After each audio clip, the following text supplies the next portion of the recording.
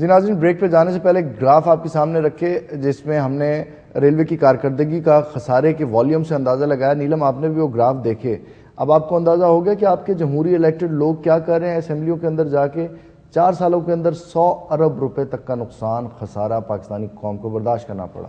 ویسے عمران، اگر اس طرح اربوں روپے کا اگر نقصان ہو رہا ہے، اگر سے آپ کو کیا ہم یہاں پہ جھوٹ بول رہے ہیں؟ نہیں مطلب اگر یہ بات حقیقت ہے تو اس پہ ان سے کوئی پوچھ گچھ کیوں نہیں ہے؟ کوئی اکاؤنٹیبل لوگوں سے کچھ پوچھتا کیوں نہیں کوئی؟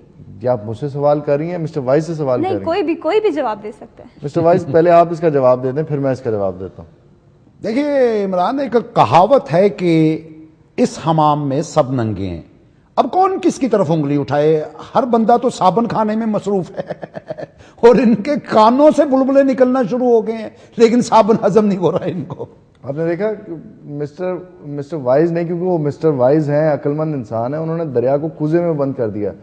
اس وقت صورتحال یہ بنی ہوئی ہے کہ حکمران جیسے گیدڑ مردار جسم کو نہیں نوچتے اور اپنا اپنا حصہ نکالتے ہیں، بین ہی اسی طرح حکمران بھی اپنی اپنی جگہ پہ اپنا اپنا حصہ نکال رہے ہیں. بس کیا بتائیں کہ اب میں خود اربوں میں کھیلتا رہا ہوں، میں کیا کسی کو بات بتاؤں؟ نہیں، اربوں میں آپ کھیلتے رہے، اس سے کیا مطلب آپ؟ جی ہاں، میں ایک دفعہ دبئی گیا، وہاں چند عرب گراؤنڈ میں فٹ بال کھیل رہے تھے، میں بھی بیچ میں جا کے کھیل. یہ مجھے ابھی تک سمجھ نہیں آ رہا کہ آپ لوگ کیا بات کر رہے ہو. یہ نیلم کو سمجھانے کی کوشش کر رہے ہیں کہ کیا سسٹم ہے، کس طرح سے اس کے اندر حصہ نکالا جاتا ہے اور کس طرح سے لوگ کھاتے ہیں. اس پہ مزید بات کرتے رہیں گے، لیکن نیلم سے پوچھتے ہیں پروگرام میں آگے کیا شامل کرنے جا رہی ہیں. جی عمران، چلتے ہیں کارنر میٹنگ کی طرف، اور کارنر میٹنگ میں ہم اپنے سورسز کے تھرو پتہ کروائیں گے کہ بیک دا اسکرین کیا ہو رہا ہے، جو کہ شاید آپ اور ہم تو نہیں جانتے لیکن ہمارے سورسز ضرور جانتے ہیں. آئیے دیکھتے ہیں.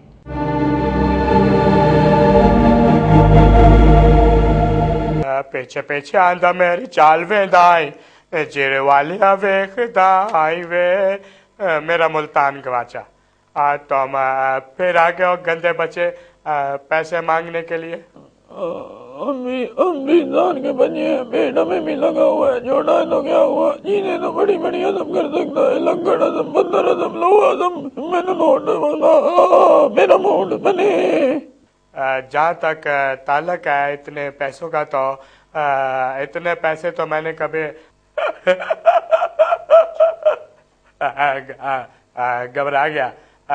میں تو مذاق کر رہا تھا. تمہیں تو پتہ ہے کہ میرا دل کتنا نرم ہے. یہ مذاق میں نے صدر صاحب سے سیکھا ہے. آجا لے لے. میں جمہوری حکومت اور وزیر اعظم صاحب کا بہت شکر گزار ہوں، جنہوں نے ہمیں خوب کھانے پینے کا موقع دیا، اور ہم اسی طرح عوام کی خدمت کرتے رہیں گے، خوب کھا پی کر. کارنر میٹنگ آپ نے ملاحظہ کی، 2 اہم حکومتی عہدیدار اس میں بات کر رہے تھے.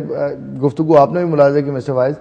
یہاں پہ ایک دلچسپ بات آپ کے ساتھ شیئر کرتا چلوں کہ پاکستانی حکومت، پاکستان کو آزاد ہوئے اتنے سال ہو گئے، لیکن ابھی تک ہماری الیکٹڈ گورنمنٹ ہو یا کسی آمر کی گورنمنٹ ہو، امپوز کی ہوئی گورنمنٹ ہو، آج تک ہماری ٹرانسپورٹ پالیسی کسی نے ڈیفائن نہیں کی کہ ہماری ٹرانسپورٹ پالیسی ہے کیا.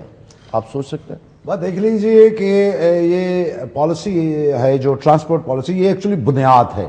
تو بھی بنیاد اس چیز کی ڈالی جاتی ہے جہاں پہ کوئی بلڈنگ یا سٹرکچر کھڑا کرنا، ہم تو وہ کرنا ہی نہیں ہے ہم نے، اس لیے ہمیں وہ پالیسیز کی ضرورت نہیں ہے. ہاں، کرپشن پالیسیز جو ہیں وہ ہماری بالکل ٹھیک ہیں، بہترین ہیں، وہ سب گپلے ہو رہے ہیں، اس میں کوئی بھی اونچ نیچ نہیں ہے. وہ دستاویز، وہ ڈاکومنٹس سب ہمارے پاس موجود ہیں جن کی بنا پر ہم نے کرپشن کر دی ہے. نہیں، لیکن کرپشن کی پالیسیز تو ان کی ذاتی ہو گئی نا. عوام کے لیے کیا دے رہے ہیں مسٹر وائز؟ عوام کو کیا دینا ہے انہوں نے؟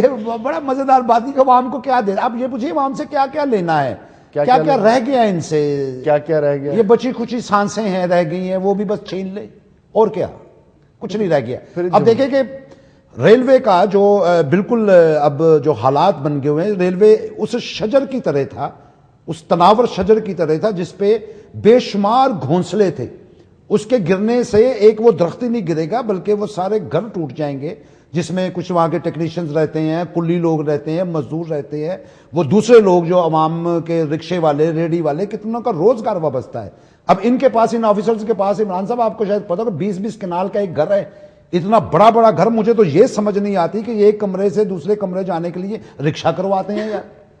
کیا ضرورت ہے اتنا بڑا گھر کرنے کی؟ اچھا عمران، مجھے یہ سمجھ نہیں آ رہی کہ 4 سال میں 100 अरब रुपए इन्होंने कहाँ खा लिए, कहाँ चले गए वो? नीलम, ये 18 करोड़ आवाम में से किसी को समझ नहीं आ रही, ये सिर्फ हुकूमती ओहदेदारी बता सकते हैं। लेकिन इस जैसे मिस्टर वाइज ने बात की थी कि इस हमाम में सब नंगे हैं, कोई किसी के ऊपर कैसे उंगली उठा सकता है जबकि उसने खुद भी कपड़े जेब तन ना किया हो।